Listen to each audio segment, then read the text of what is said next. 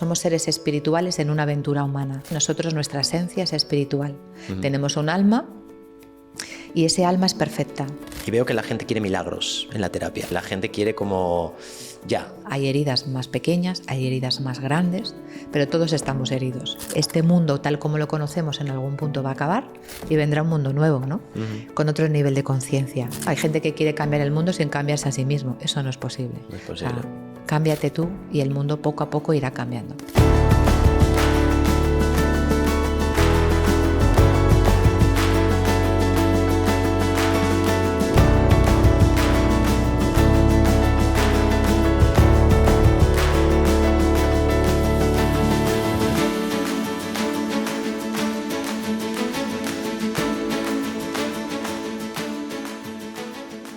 Muy buenas, bienvenidos a un nuevo episodio del podcast Soñando Libre. Mi nombre es Pablo Moraga y estamos en el podcast de la Escuela de Evolución Consciente. Hoy tenemos, como veis, un nuevo escenario, un podcast muy especial. Ya hicimos con la invitada un podcast que salió un poco regular y queríamos que esta vez fuera muy especial. Es alguien que a mí me ha ayudado mucho en mi camino, de hecho es mi psicóloga, no tengo más psicólogas que ella. La verdad es que no voy mucho a psicología, pero las veces que he ido me ha ayudado mucho. Estoy con Teresa García. Hola Teresa, bienvenida. Gracias, Pablo. Un placer estar aquí. Oye, Teresa, a mí me interesa mucho cómo comenzaste tú con la psicología. Yo recuerdo que cuando estuve estudiando arquitectura, mi opción segunda era estudiar psicología. Siempre me había llamado mucho el ayudar a los demás. ¿En tu caso era esto o qué es lo que te interesó para meterte en la carrera? Pues principalmente era esta parte de ayuda a los demás y sobre todo también comprender a los demás y comprenderme a mí misma. Yo creo que... No digo todos, pero muchos psicólogos tienen esa inquietud de comprenderse y de comprender a los demás, de comprender las relaciones, ¿no? Y yo creo que por eso me decidí principalmente. Cuando era pequeña quería ser maestra.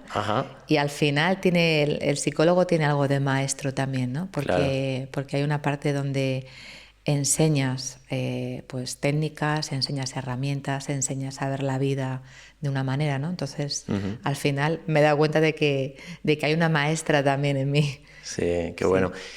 Yo a veces digo, ¿no?, que los que nos metemos un poco al mundo de la terapia, a la psicología, tenemos muchas cosas que solucionar por ahí dentro, ¿no? Sí, siempre se dice que todos, pero que el trabajo que tenemos suele ser una metáfora de lo que llevamos por dentro. ¿Tú piensas que realmente los que nos dedicamos a la terapia, el denominador común es esto, que lo hacemos en realidad consciente o inconscientemente porque tenemos dolor, heridas emocionales que sanar? Sí, yo creo que todo el mundo tiene heridas y de hecho para poder acompañar a otros necesitas primero sanar tus heridas, hacer una revisión personal profunda. De hecho, un psicólogo que no haya ido al psicólogo o que no haya hecho terapia, qué potente pues eso. no podrías fiarte mucho, ¿no?, de que esa persona es como un ciego guiando a otro ciego.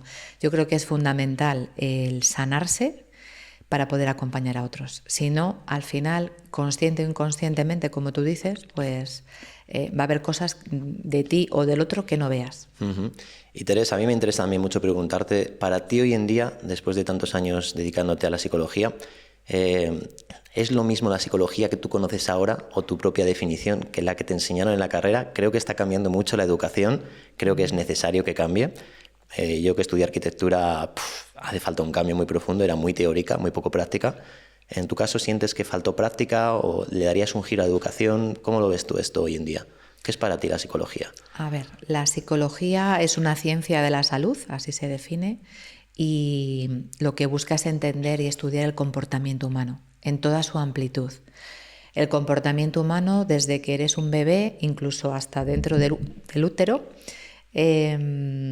todas las etapas del desarrollo, y entonces hay como muchas psicologías. Es verdad que la carrera que yo estudié hace ya mucho tiempo te daba esa visión general un poco de la psicología de la vejez, psicología social, psicología del desarrollo, psicología de la personalidad, psicopatología. Estudiábamos también temas estadísticos, psicometría, psicología de las organizaciones, también muy interesante y muy importante. Entonces, te da una visión muy general, ¿no? Sabes mucho de muchas cosas, pero luego te falta a lo mejor enfocarte al ámbito o al área que a ti te interesa. Como más profundidad, ¿no? Eso es, que más te llama. Entonces, sales de la carrera con muchos conocimientos, pero poca práctica. La práctica, ¿cómo se va adquiriendo? Pues en el camino, en la vida, viviendo, trabajando, ¿no? Lanzándote un poco al mundo. Ahí es donde tú realmente empiezas a aprender y a practicar. Te equivocas al principio, seguramente, pero bueno, de esos errores también se va aprendiendo, ¿no? Y sabiendo lo que sabes hoy de otras cosas, yo me dedico a las terapias alternativas o complementarias como el Reiki, la hipnosis y demás. Tú has estudiado disciplinas como el Enneagrama, que ahora después te preguntaré. Supongo que te habrán completado, pero aún así, ¿te hubieras metido en psicología sabiendo cómo era la carrera o hubieras ido más por estudiar las cosas que más te interesaban? Porque ahora está de moda, pero antes quizás no tanto, hace unos años. Si volviera atrás, ¿no? Un poco con la experiencia de vida que he tenido y todas las terapias también en las que me he formado, que aparte de psicología, creo que sí la volvería a estudiar. Creo que te da un bagaje como general, te da un conocimiento muy importante que no te asegura luego el éxito o que seas un buen psicólogo, pero creo que sí que ayuda a tener esa visión más holística, más integral. Luego, obviamente, sí que lo completaría con otro tipo de terapias o con otro tipo de cursos. No me quedaría solamente con la carrera, sino que me formaría, por ejemplo, en terapia Gestalt, muy profundo. Ahí se hace un trabajo de sanación profundo de la persona. Terapia transpersonal, formación en Enneagrama, ¿no? Me parece que hay muchas herramientas y muchas formaciones muy interesantes para completar ese conocimiento. ¿Lo pondrías como algo? No sé, por ejemplo, en el instituto había como asignaturas que eran opcionales, ¿no? O alternativas, no me acuerdo cómo se llamaba. Lo integraría dentro de la universidad. Dentro de la carrera, sí, ¿no? Sí, por lo menos que la gente sepa que eso existe. Porque muchas veces la gente no acude a este tipo de terapias por desconocimiento, ¿no? Por no entender qué es lo que trabajan o desde qué enfoque lo trabajan. Entonces creo que sí que al menos daría una visión general de que hay otras formaciones complementarias a la psicología que están muy bien. ¿Cómo ves tú, y te voy a hacer una pregunta un poco ya delicada, el tema del intrusismo? Yo me dedico a la hipnosis, no he estudiado psicología, es verdad que he leído mucho de psicología, de terapia transpersonal, creo que tengo una buena formación, pero claro, no tengo la carrera. Y algunas veces por redes sociales pues he recibido esos comentarios de, hombre, no deberías hacer hipnosis si no eres psicólogo. Dentro de que en los institutos que me he formado se da la oportunidad de, aunque no hayas estudiado la carrera de psicología, porque ellos tienen esa visión de que aún así puedes ayudar a las personas. ¿Cómo ves tú este debate? Porque no solo pasa en nuestro campo, también pasa, por ejemplo, en los fisioterapeutas con los osteópatas, este tipo de cosas, los quiromasajistas, etcétera. ¿Crees que hay mucho intrusismo? ¿Crees que las personas que no hemos estudiado psicología no deberíamos ejercer como terapeutas? ¿Cómo sientes tú esto hoy en día? Vale. Sé sincera, ¿eh? Soy sincera. A ver, a día de hoy creo que hacen falta muchos psicólogos y terapeutas. O sea, yo, por ejemplo, tengo la consulta muy llena. O sea, a veces no puedo ya ni atender a la gente que llega. Entonces, es algo que está muy demandado ahora en la sociedad. Entonces, yo creo que seas psicólogo o no seas psicólogo, seas terapeuta, lo que he dicho al principio, es muy importante que tú estés bien, que seas una persona centrada, que seas una persona que ha revisado sus temas. Vamos a partir del hecho que eso ha sido así, ¿no? Que tú ya te has trabajado, entonces, si tú te has formado, porque hay formaciones que no son de psicología, pero que son muy profundas y son completas. Yo creo que para acompañar a otros y para trabajar con la mente de otras personas es una cosa muy delicada. No estamos en una fábrica, claro. No es un coche, no es un microondas, o sea, es la mente de una persona y tenemos mucho poder, lo sepamos o no. Entonces, si tú eres una persona muy consciente de lo que estás haciendo, estás trabajado, estás bien formado, te supervisas, porque los psicólogos y los terapeutas nos supervisamos. ¿Qué significa? Que tenemos otros psicólogos, otros terapeutas con mucha más experiencia, que los casos difíciles, los casos que se nos complican... Eso es muy importante y no tanta gente lo hace, ¿eh? Claro, nos dan otra visión. Hay mucha gente que no se supervisa, pero es muy importante porque tú a lo mejor estás enfocando el problema desde un punto de vista y el tener una voz o una mirada experta que lo mira desde otro lugar o te dice, mira, observa esto, te has dado cuenta de esto, míralo por ahí, yo creo que eso es muy importante, ¿no? Entonces... tenemos que tener como la responsabilidad de saber lo que estamos haciendo, que es algo muy importante y delicado y no se puede hacer de cualquier manera. No sé, me hago un curso de 6 meses o de un año y ya creo que puedo trabajar con la mente de una persona. Claro.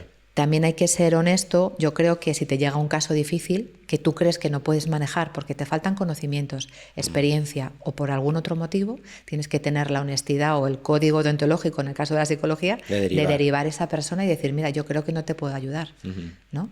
Sí, a veces yo lo veía, sobre todo empecé muy jovencito, y la verdad que pues eso, empiezas sin saber y es la realidad. Y quizás no sé si es bueno que digamos esto, porque ahora la gente joven va a decir, jolín, ahora no va a venir nadie conmigo, ¿no? Pero no tiene tanto que ver con la edad, sino con la formación y la experiencia que tengas.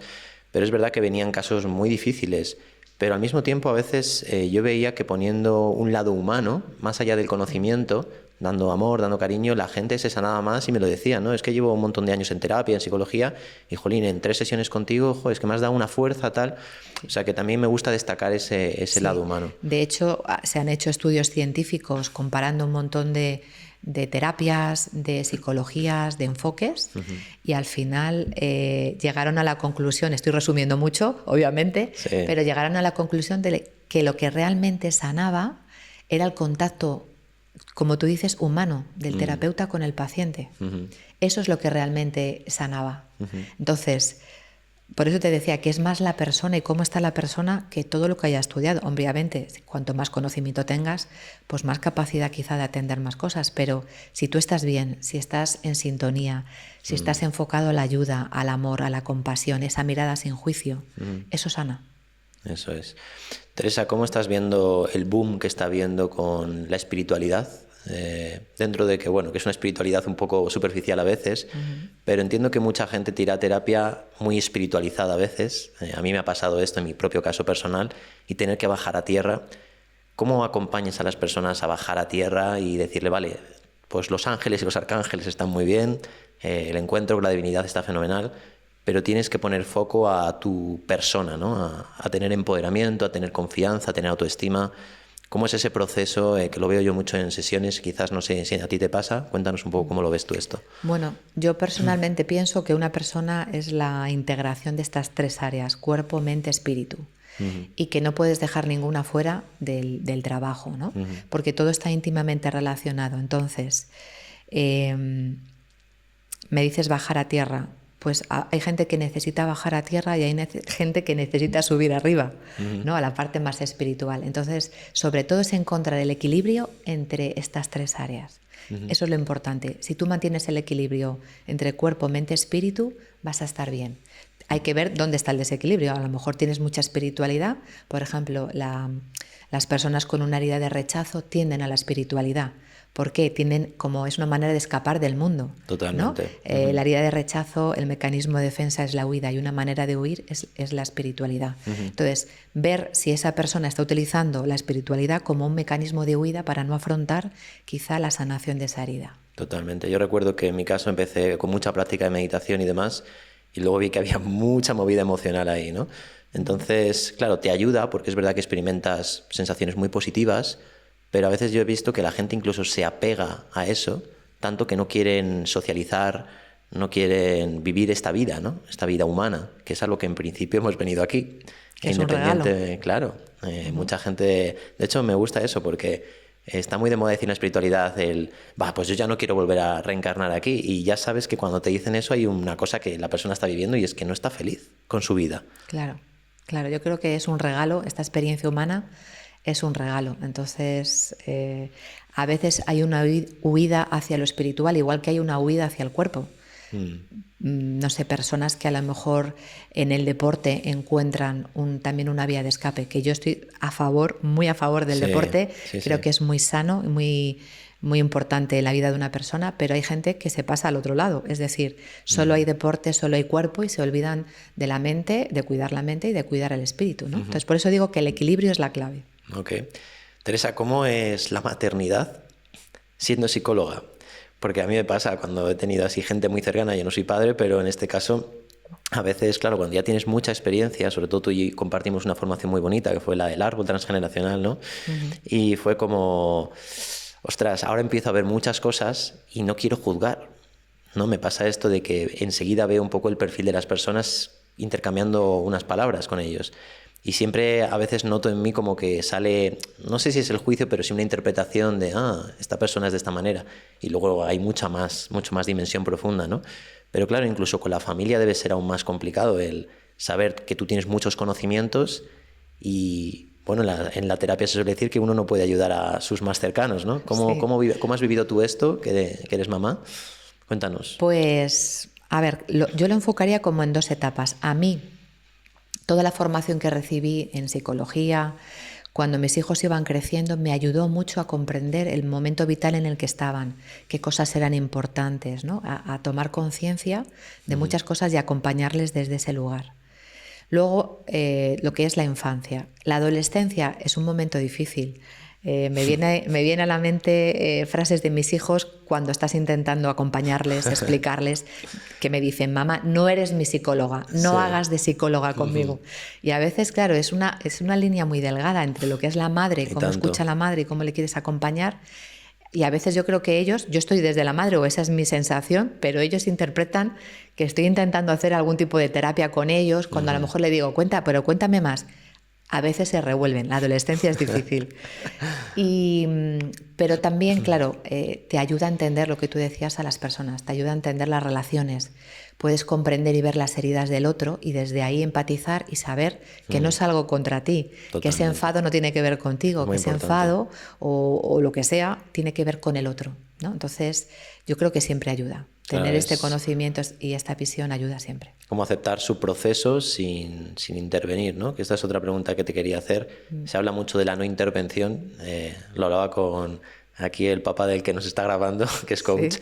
y hablamos de la intervención o de la no intervención y decía que al final, de una manera u otra, siempre intervenimos porque ya nuestra propia energía está ahí, nuestra mirada, los gestos, el lenguaje no verbal, etcétera. ¿Cómo lo haces tú en tus terapias? ¿Intentas no intervenir mucho para que las personas a través de preguntas vayan encontrando sus respuestas o eres más de decir, oye, mira, aquí tal, ¿cómo lo llevas Pues todo es esto? interesante, es interesante. Sí, siempre se nos dice como que no intervengamos mucho, pero yo para trabajar con alguien tengo que ser yo, tengo que sentirme cómoda, ¿no? Entonces me dejo estar en mí y a veces lo que el otro me cuenta resuena, me mueve. Es verdad que empatizamos, no simpatizamos, que es distinto. Y esto me gustaría Dale. aclararlo. Muy bueno. La simpatía es, si me estás contando algo muy alegre, yo me alegro contigo. Y si estás contándome un drama, me pongo a llorar contigo porque simpatizo con esa emoción, ¿no? Empatizar es...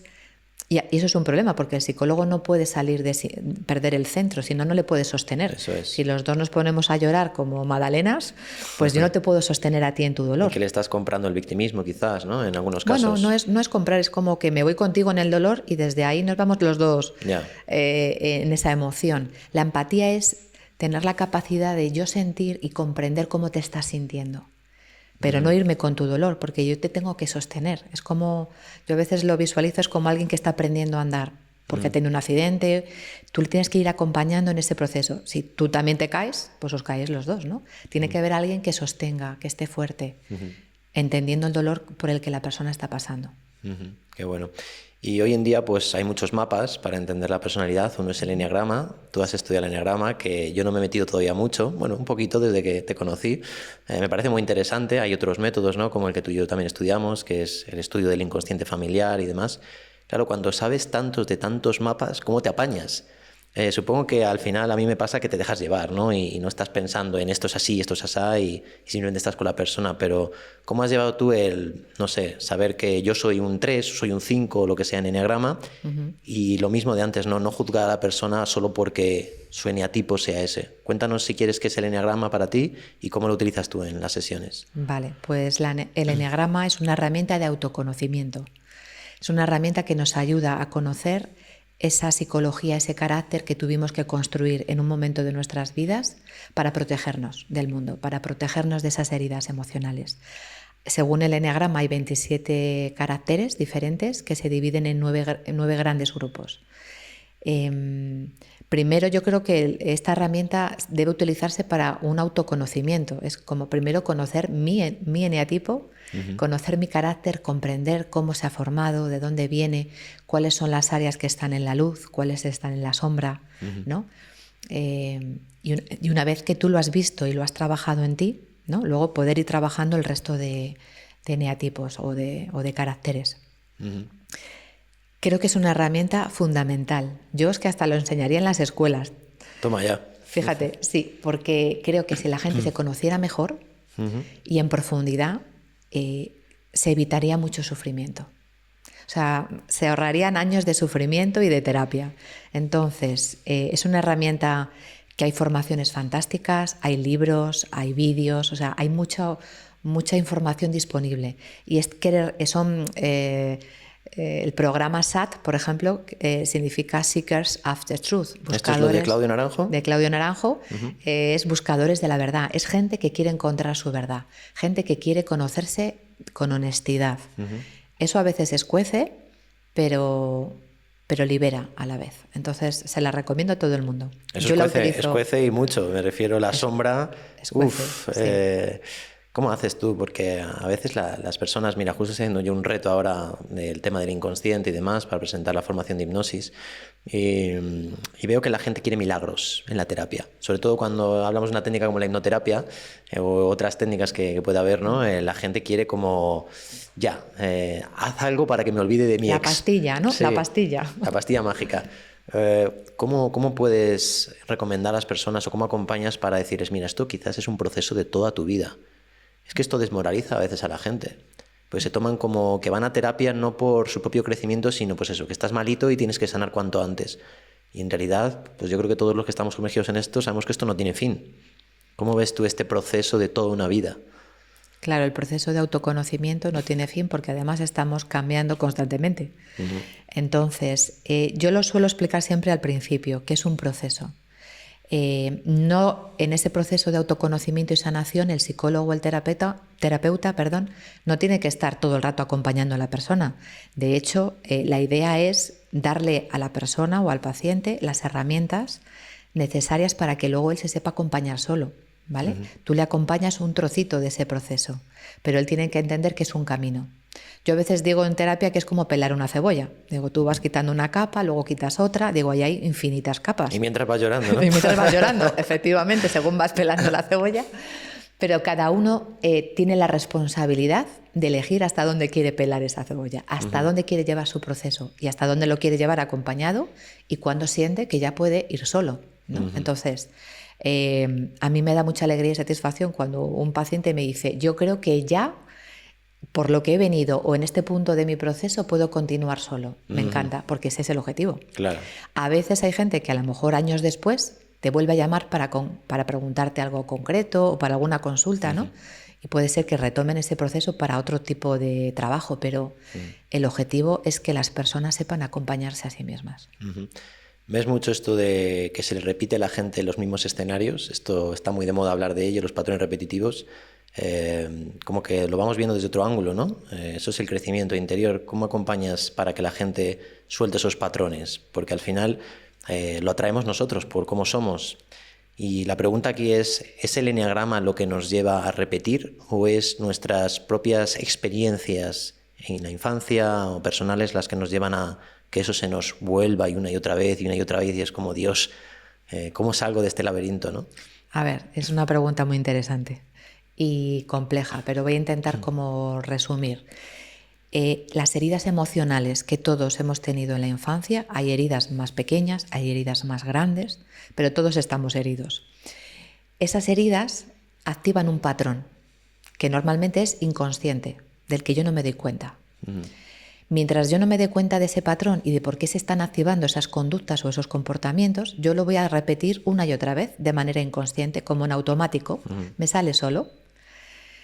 ¿Cuál es el trabajo terapéutico? Precisamente ver ese comportamiento, ver la herida y entender que esa parte que estaba inconsciente, hacerla consciente. Porque una vez que yo veo el patrón, lo comprendo, lo conozco, aquí viene el eneagrama porque te ayuda a ver ese patrón, ayuda a hacer consciente lo que antes era inconsciente. Entonces ya, a lo mejor durante un primer tiempo sigo haciendo lo mismo, pero ahora lo veo, ahora me doy cuenta, antes lo hacía en automático y ni siquiera era consciente de que estaba haciendo esto. En una primera fase de la terapia empiezo a ser consciente de, ostras, ahora se me está activando esta herida. Aquí estoy viendo mi herida de abandono y mi patrón de dependencia emocional. Y ahora lo hago consciente. Sigo haciendo el mismo comportamiento, pero ahora soy consciente de que lo hago.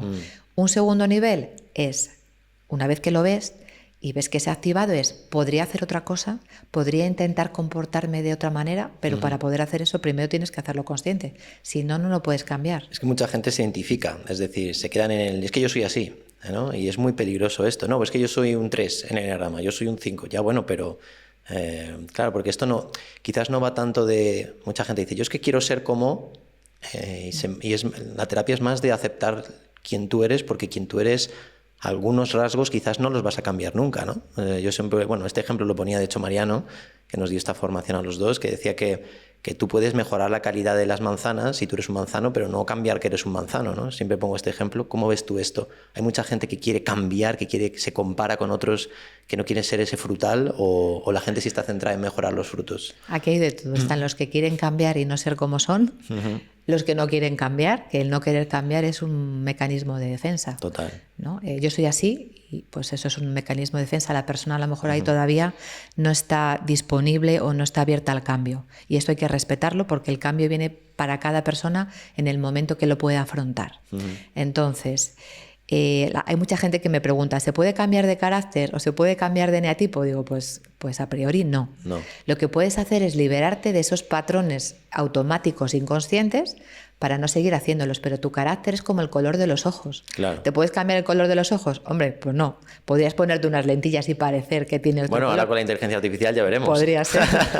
Pero ese es tu carácter. Entonces, un trabajo muy importante de la terapia es aceptar ese carácter, lo que tú decías, es aceptar que esto soy yo ahora, que esto es lo que tuve que construir para protegerme, agradecer a esa coraza o esa máscara que me ha protegido durante tanto tiempo y me ha traído hasta aquí.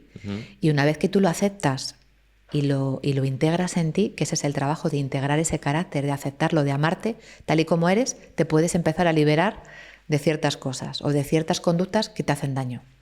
Bueno, Teresa, tú eres psicóloga, pero entiendo que habrás investigado muchas cosas, sobre todo porque, bueno, una vez te metes esto, como decíamos antes, no tiene fin. ¿Tú te has sumergido también en el ámbito espiritual? ¿Cómo está siendo este camino para ti? Quizás yo estoy muy sumergido mucho más en esto que tú, no lo sé, pero ¿cómo lo llevas tú esto? ¿Qué es para ti la espiritualidad? ¿Cómo ves? Porque hay mucha gente que se hace hoy cursos y cursos y cursos y quizás no profundizamos, ¿no? Cuando hablaba en el podcast con Mariano decía que ahora la gente se conforma con hacer un Zoom cada fin de semana y ya nadie se va a la India a profundizar con un buen maestro y demás. ¿Cómo estás viendo tú esto en tu caso personal o en las personas?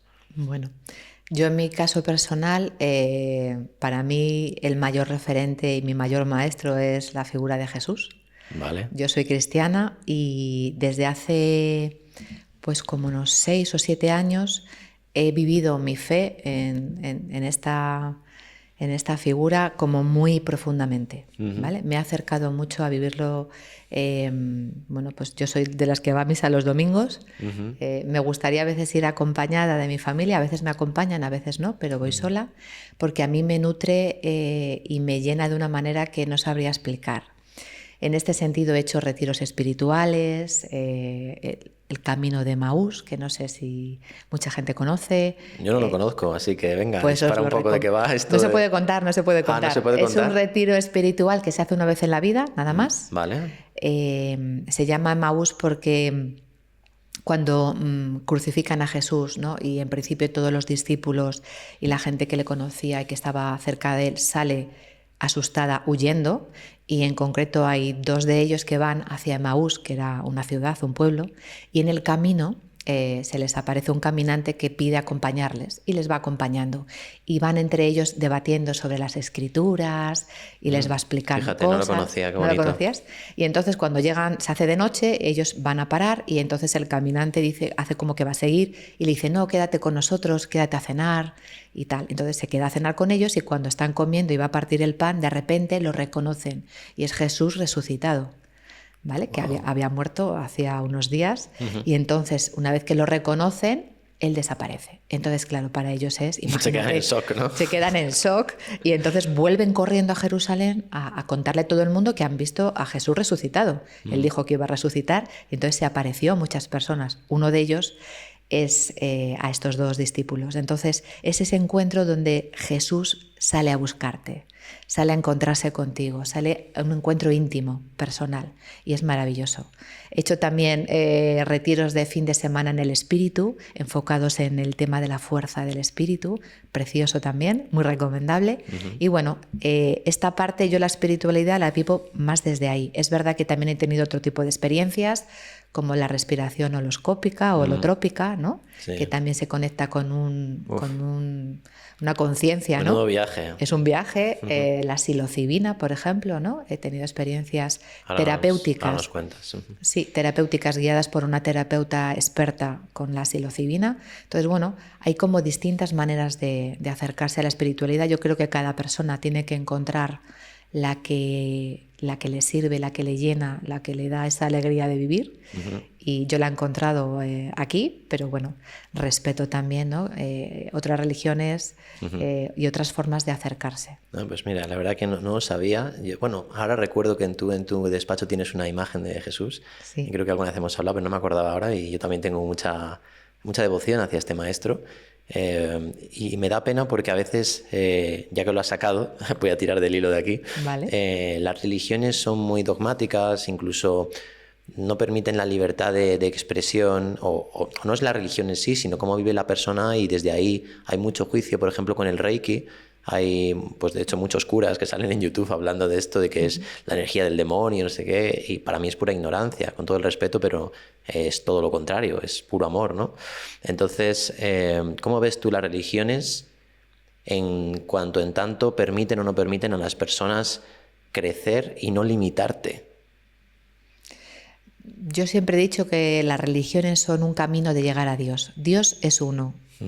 Da igual el nombre que le pongas o cómo le quieras llamar. Yo creo que Dios es uno, que nosotros somos parte de Dios, todos sus hijos. Quiero decirte, da igual la religión que tengas, tú eres hijo de Dios igualmente.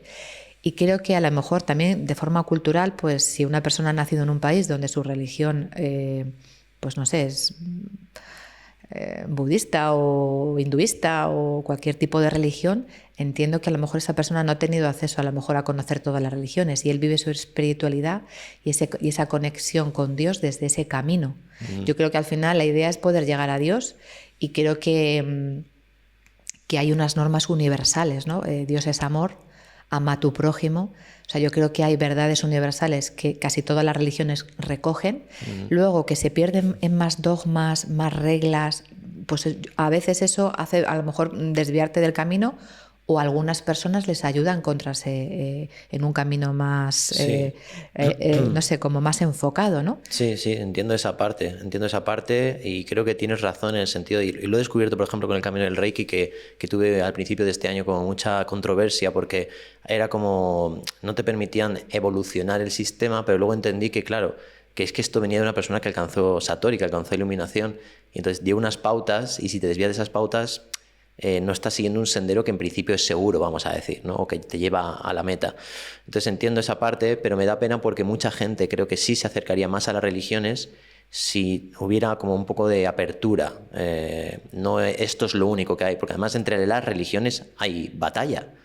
Y bueno, supongo que una vez más es como cada uno lo quiera vivir, ¿no? Claro, pero las religiones son...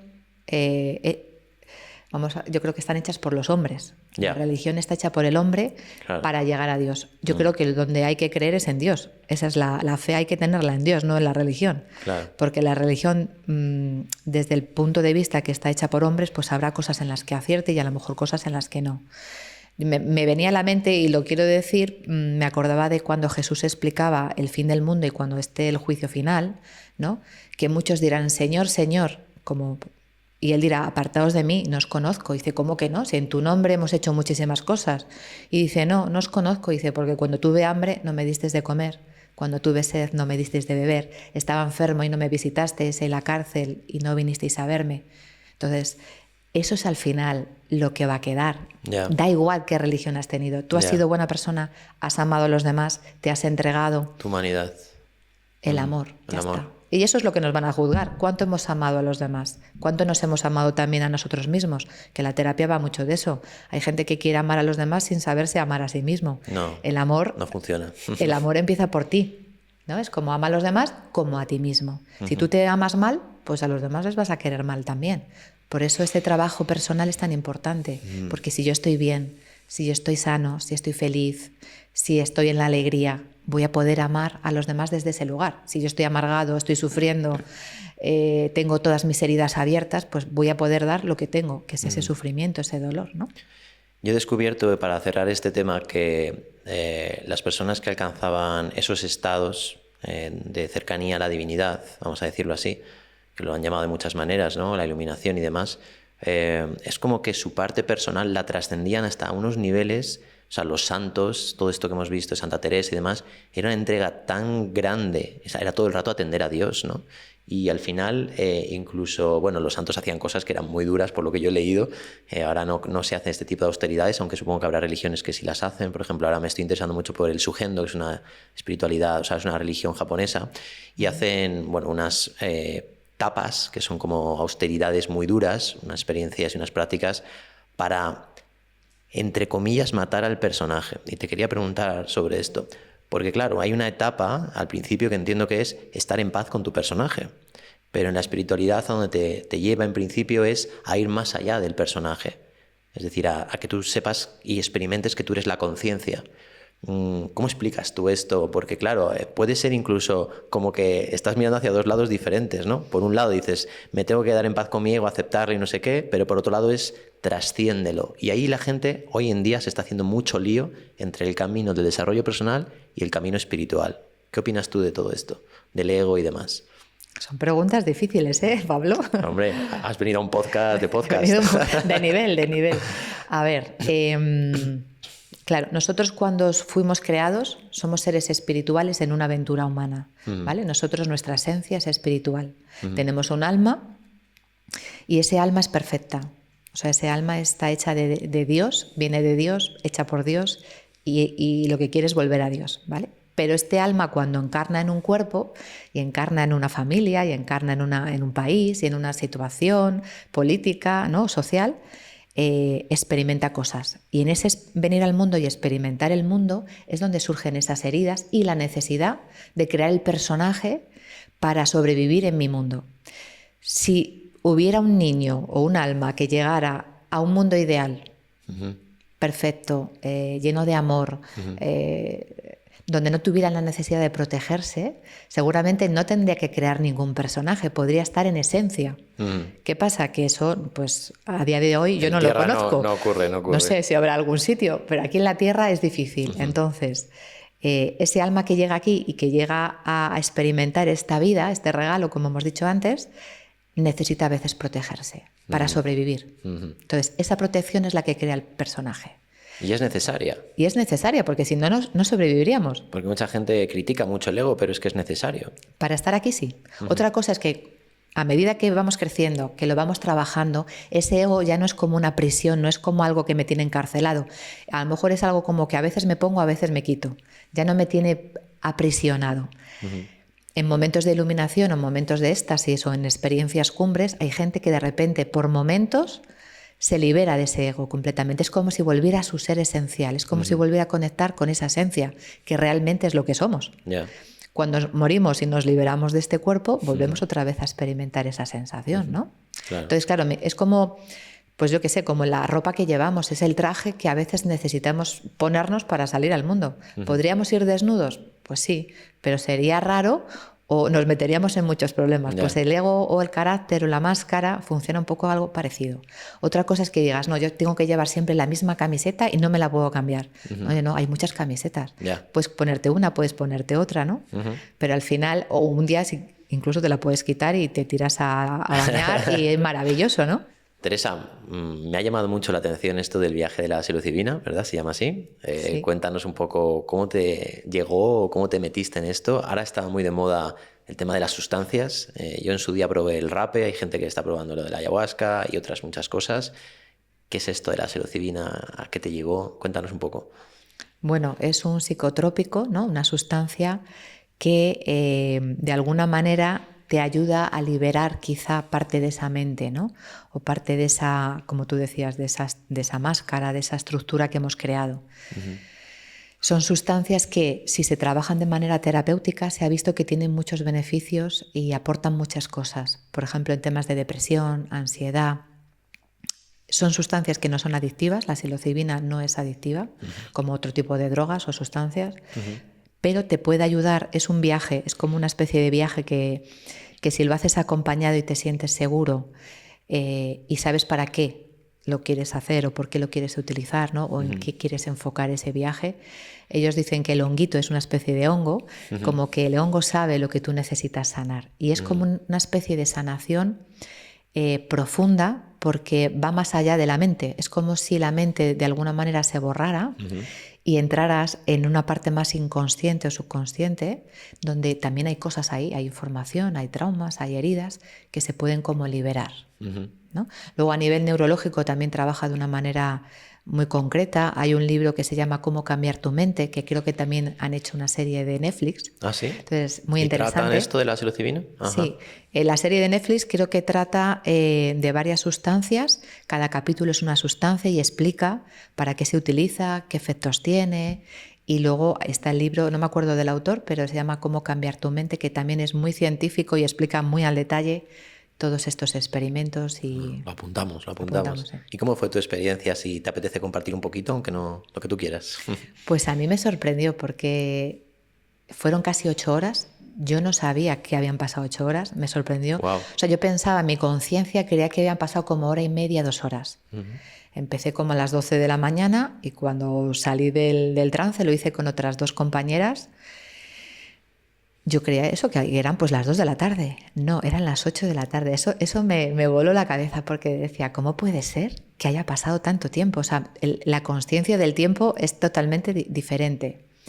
Y luego fue un viaje que fui atravesando por muchos estados. Por ejemplo, recuerdo la música, ¿no? La terapeuta ponía música en la sala, distintos tipos de música, y yo por primera vez en mi vida podía sentir la música descompuesta en cada instrumento. Eso nunca me había pasado. Yo con la música nunca he tenido mucha conciencia musical, pero de repente ver la música como si la pudiera ver y ver separado un instrumento y el otro, para mí era flipante. Qué increíble, eso es como que tenemos un potencial. Me recuerda a la película esta de Lucy, cuando se toma lo que se toma, ¿no? Sí, De Scarlett Johansson. Y Uh-huh. tiene una expansión del 100% al final de su capacidad cerebral, ¿no? A lo mejor tuviste algo similar.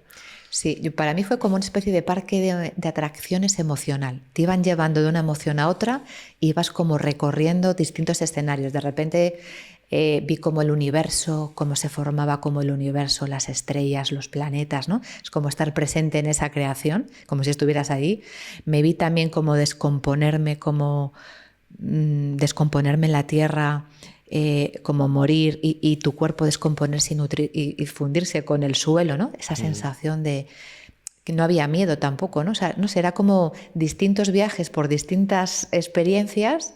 También el cuerpo, una parte que el cuerpo mío como que necesitaba moverse de determinada manera para sanar ciertas cosas. De hecho, recibí como un mensaje que me dijeron, ahora te vamos a sanar. Déjate, o sea, como no pongas resistencia, ¿no? Como si algo ahí me hablara y entonces el cuerpo empezó a moverse como yo creo que durante un montón de tiempo. ¿Como convulsiones? Como convulsiones, sí, como retorcerse y era como que se estuviera liberando una especie de memoria corporal, ¿no? Que era, yo lo veía, o sea, el cuerpo se movía solo, yo no lo movía. Todo eso de la memoria corporal es toda una ciencia, Es ¿eh? una Es que ciencia, a saber sí. todo lo que tenemos por ahí. Y era como sin voluntad, yo no había voluntad de mover, el cuerpo se movía solo, yo lo dejaba que se moviera, lo observaba y en algún momento me parecía agotador, o sea, estaba como agotada, pero yo sabía que algo se estaba sanando, ¿no? Y la verdad es que fue una experiencia muy bonita. Sí que sé que otras personas han tomado esta sustancia a lo mejor en otros contextos más de fiesta o más de... Y a mí, por ejemplo, eso me da miedo, porque yo creo que necesitas sentirte como muy seguro. Acompañado, ¿no? Había 2 terapeutas que estaban pendientes de nosotras las 8 horas. Wow. Entonces yo me sentía muy segura. Yo creo que necesitas sentirte seguro para poderte relajar en la experiencia. Totalmente. Claro, ¿y qué conclusiones saca una psicóloga de todo esto? Porque a lo mejor una persona que escuche esto podría decir, pues yo paso de ir al psicólogo y me meto un viaje de estos y que sea lo que Dios quiera, ¿no? Supongo que todo tiene su lugar. ¿Cómo lo ves tú esto? Porque hay Claro, gente que está muy enganchada hoy en día a la ayahuasca y todo esto. Claro, como decía al principio, puede ser también una manera de huir de los problemas. O sea, depende cómo tú enfoques esa terapia. Si tiene un propósito, si tiene un sentido, si es para trabajar algo. O sea, simplemente como, bueno, pues me voy a tomar una toma de psilocibina y se me van a curar todos los problemas, no creo que sea así.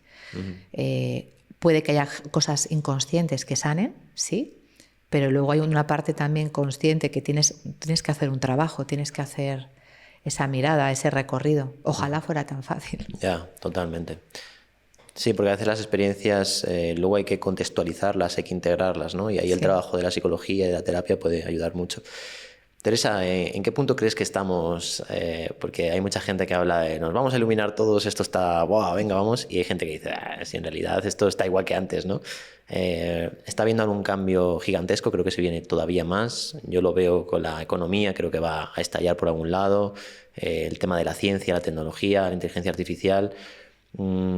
Es verdad que hay mucha gente ahora, creo que pidiendo ayuda, creo que se están abriendo. Yo también, como tú, tengo la terapia, tengo la agenda cerrada, de hecho, ahora mismo, y como que da esperanza de que la gente está buscando ayuda. Pero claro, como el proceso a veces puede ser tan largo, ¿cómo ves tú? ¿En qué punto nos encontramos? ¿Crees que hay salvación para el ser humano? ¿Crees que nos vamos todos a hundir con el barco? ¿Cómo lo estás viendo tú esto? Bueno, yo creo que es verdad que cada vez hay más conciencia de que necesitamos sanar.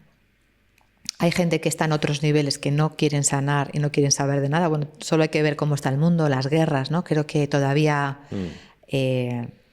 no sé, veo esperanza y desesperanza. O sea, la esperanza yo creo que no se pierde. De hecho, yo creo que al final este mundo, tal como lo conocemos, en algún punto va a acabar y vendrá un mundo nuevo, ¿no? Con otro nivel de conciencia. Si está lejos o está cerca, es difícil decir. Jesús siempre decía pronto. Que es pronto, ¿no? Ya. Han pasado 2000 años y aquí estamos. ¿no? A mi tío le digo siempre que él dice, esto es inminente, ¿no? Y me hace mucha gracia porque desde el punto de vista de Dios es inminente. Claro, imagínate. Claro. Todo el tiempo que lleva aquí el universo, la creación, claro, para él es miles como... de millones de años. Sí, claro. Entonces, yo creo que sí que hay esperanza. Creo que cada uno podemos hacer nuestro pequeño trabajo a nivel personal y que eso hace un cambio fuera, ¿no? Hay gente que quiere cambiar el mundo sin cambiarse a sí mismo. Eso no es posible. No es posible. O sea, cámbiate tú y el mundo poco a poco irá cambiando. Para ir terminando, Teresa, este podcast se llama Soñando Libre y siempre le pregunto a los invitados qué es la libertad para él o para ella. En tu caso, bueno, nosotros conoces a mis amigos, a Patricia, a Adrián y demás, siempre tenemos la broma de estar debatiendo entre el libre albedrío y el destino, y a todo el mundo que viene al podcast se lo suelo preguntar. ¿Qué es para ti la libertad y hasta qué punto tú sientes que no existe en realidad y que estamos muy destinados por toda esa información inconsciente, tanto personal como del colectivo? Como diría Mariano, en lo relativo y en lo absoluto, ¿no? Claro. A ver, la libertad para mí me viene a decirte que es no tener miedo, ¿vale? Creo que cuando una persona no tiene miedo puede ser libre. Si tenemos miedos, los miedos nos atan. El amor libera, que es lo contrario del miedo. Entonces, cuanto más amor y menos miedo, más libre eres. ¿Libre 100%? Pues no sé decirte hasta qué punto, como estamos en este mundo, somos libres 100%. Quizá cuando nos liberemos de este cuerpo y de esta mente, quizá podamos tener esa libertad, ¿no? Pero sí que creo que el ser humano tiene libre albedrío y que puede decidir, y que hay momentos en la vida donde podemos cambiar el rumbo con una decisión. Y eso está en nosotros, esa capacidad de decir sí, de decir no, está en nosotros. Y creo que precisamente lo que nos diferencia de los ángeles, ¿no? Es esa capacidad de decidir y de tomar nuestras riendas, ¿no? Muy bien. Pues nada, Teresa, muchísimas gracias por haber venido al podcast. Cuéntanos dónde te pueden encontrar, aunque estás hasta arriba de trabajo, pero igualmente, pues si quieres decir tu web o tus redes sociales. Vale, muchas gracias a ti por invitarme otra vez. Siempre es un placer. Me siento siempre muy cómoda contigo y nada, agradecerte de nuevo. Yo tengo una página web que es garciagarces.es. Ahí pueden ver un poco pues, los servicios que ofrezco. Trabajo en la zona de Las Rozas. También trabajo de manera online. Es verdad que ahora mismo tengo, como tú dices, la agenda cerrada porque tengo muchísimos pacientes y tengo, bueno, según a medida que puedo ir abriendo la agenda, a medida que se vayan marchando y sanando las personas. Pero bueno, si me quieren hacer cualquier tipo de consulta, orientación, pues estoy abierta. Bueno, yo espero que a mí me abras la agenda, ¿no? A ti sí. Siempre a los pacientes que ya he tenido, siempre hago un hueco, busco la manera de volver a verles. Bueno, pues muchas gracias a todos por, una vez más, ver un episodio más del podcast Soñando Libre. Suscribiros y nos vemos en el próximo. Chao, chao. Chao.